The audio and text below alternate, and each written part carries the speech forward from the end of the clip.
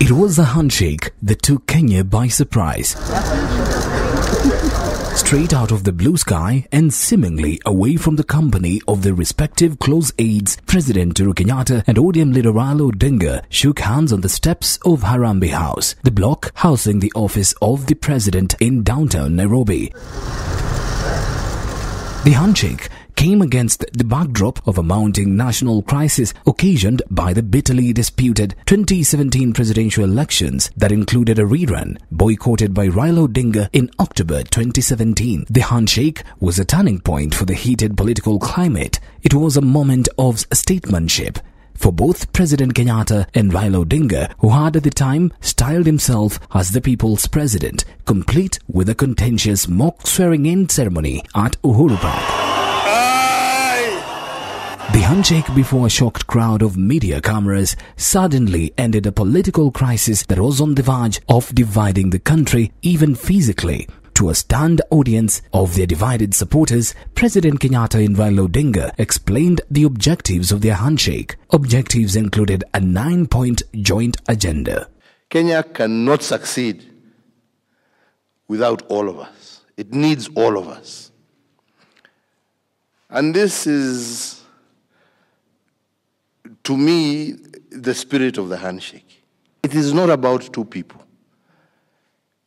It is about bringing a country back on track. It is about bringing the people of a nation to feel once again that they are part and parcel of the whole. It is to remove the issue of people feeling marginalized, isolated, left out, and to encourage a feeling that existed in this country once upon a time when some of us were children, but we hear those stories. Tulikuwa tuambia watu wetu tunaenda Canaan.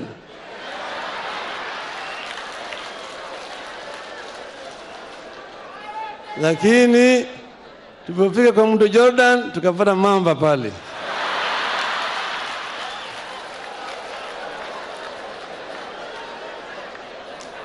Sasa tukasema tujenge madaraja ya kuvukisha watu tukuingia wapi?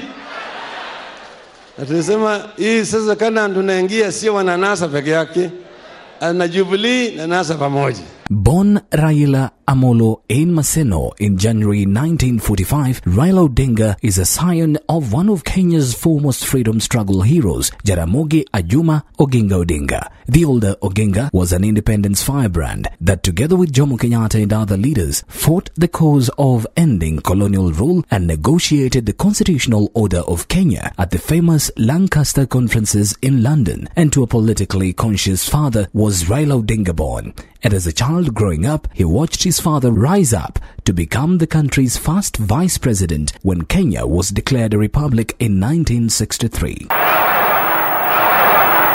Harambee! Kama shamba yetu harambee! Raila Odinga's own political consciousness set in the mid-1970s when it became apparent that the country was on a general relapse, complete with the rise of official political intolerance. Events that included political assassinations and intimidation, arrest and detention of government critics quietly stoked the reformist flames inside Raila Odinga, and by the end of the 1970s and the beginning of the 1980s, he joined the list of those targeted as critics of the repressive state. A coup attempt by elements of the Kenya Air Force on the 1st of August 1982 marked a turning point for Raila Odinga as he was detained and tortured, having been falsely accused of a role in the coup attempt. For 6 years, Raila Odinga was detained without trial and held in solitary confinement. He was released in February 1988 only to be rearrested in September the same year for allegedly engaging in political activities. Raila Odinga's second stint in detention lasted close to a year, ending on the 12th of June 1989. His subsequent freedom did not last long. For the third time, Raila Odinga was arrested again on the 5th of July 1990 for being part of a group of brave human rights and political reforms crusaders that had dared question the repressive political climate under the single-party rule. His third stint in detention lasted exactly 1 year and 10 days. Raila Odinga was released from his last stint in jail on the 21st of June 1991. In October 1991, fearing assassination and against a backdrop of violent state repression, Raila Odinga fled the country to begin life in exile. He sneaked into Uganda disguised as a priest and proceeded to exile in Norway. Life in exile was not to be too long. Back home, the struggle he had been part of was bearing fruit faster than some anticipated. In December 1991, the notorious Section 2A of the Constitution was repealed and Kenya reverted to the multi-party system it abandoned in the 1960s. Pendekezo langu ni kwamba badala ya sisi, kwa sababu ninawahurumia mama, nawahurumia wazee, nawahurumia vijana wa university, wa secondary school, wa primary schools, wako na mimi, na sitaki hata moja awawe au aumie. Tufungue section hiyo, na nauliza nyinyi nyote kukaa na mimi, tuende barabara yetu tukiwa KANU pamoja. Lakini visiwe vyama vya ukabila. Kama naandikisha na kama ni ya ukabila, it will not be registered. Odinga returned from exile in February 1992 to begin life in elective politics, winning and retaining the seat of Member of Parliament for Langata constituency for more than 2 decades. In 2002, that is 10 years after the resumption of multi-party politics, Raila Odinga cemented his place as a consequential political force when in a year of dizzying political events, he emerged the architect of the transition that saw the Party of Independence KANU roundly defeated in the country's first ever free and fair democratic elections. Having unsuccessfully run for president for the first time in 1997, Raila Odinga embarked on a series of breathtaking experiments that included joining KANU and seizing the strategic all-powerful position of Secretary General. Napendekeza kwamba Mheshimiwa Daniel Toroitich Arap Moi achaguliwe kama mwenyekiti wa chama cha KANU. But the dalliance with KANU came to a thrilling end when Raila Odinga disagreed with President Daniel Arap Moi's 2002 succession script. Moi had dramatically leapfrogged a youthful Uhuru Kenyatta over the large cast of seasoned hands that now included Raila Odinga. The fallout for Moi was particularly costly as Raila Odinga walked out with a huge chunk of KANU leadership that included then Vice President George Saitoti. Opposition unity was Raila Odinga's new mission, a mission he pursued with selfless zeal as illustrated by his consequential endorsement of Mwai Kibaki, the famous rallying call Kibaki Tosha.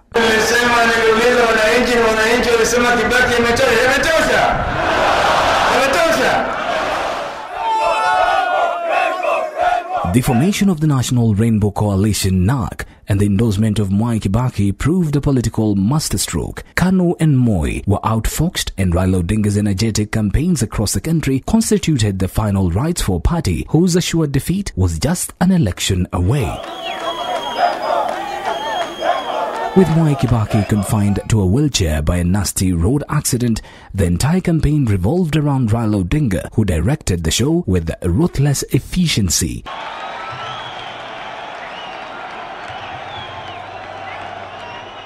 Kibaki and NARC won resoundingly, and Raila Odinga sat in cabinet as Roads and Infrastructure Minister. Having been elected on the promise of reforms and a new constitution, NARC embarked on the process, albeit with increasing reluctance among conservatives in government that felt reforms were no longer necessary after the removal of Moi and KANU from power. But Raila Odinga pressed on. And the Bomas of Kenya process of reviewing the constitution finally began. With conservatives shifting the game to the content of the proposed constitution, Raila Odinga formally drew the line and successfully opposed what he termed a mutilated version of the constitution NAC had promised Kenyans. In 2005, Raila Odinga resoundingly won the no vote against the proposed constitution. Against the back of that victory, the Orange Democratic Movement, ODM, a party styled from the symbol of the no vote, was born, and retaining the voting patterns of the 2005 referendum, and with Raila Odinga's presidential candidate, ODM was a sure bet of its supporters in the 2007 election.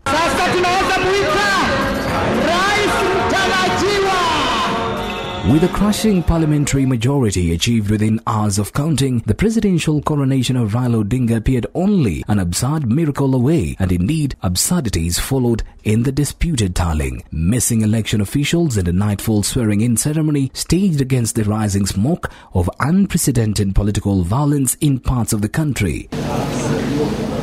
It was on the steps of Harambee House in 2008 that the first handshake was born.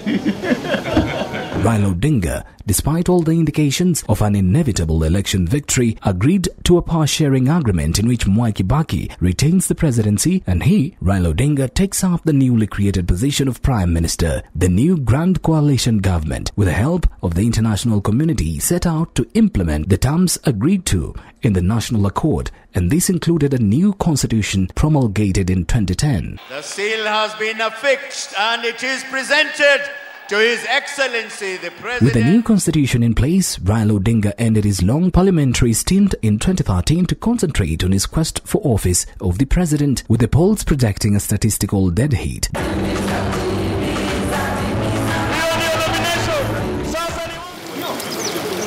The contest between Raila Odinga and Uhuru Kenyatta ended in the Supreme Court, where judges upheld the disputed figures and Uhuru Kenyatta's victory. The Supreme Court battle between Raila Odinga and Uhuru Kenyatta resumed in the aftermath of the disputed 2017 election results. Raila Odinga had gone to court claiming the election results neither added up nor reflected the decision of voters. This time, the Supreme Court agreed with Raila Odinga. Then, seemingly from nowhere, Raila Odinga and President Uhuru Kenyatta shook hands on the steps of Harambee House. The handshake not only ended the crisis but also began a phase of an unprecedented political partnership, a rekindling of old family ties, a reawakening of the original bond of their fathers, and the collective seizing of the moment to, just like their fathers, reshape the destiny of Kenyan politics. From a political detainee to the statesman, many profess today, Raila Amolo Odinga has walked a long journey, all the while dutifully carrying what his biography aptly titled The Flame of Freedom, now fondly known as Baba,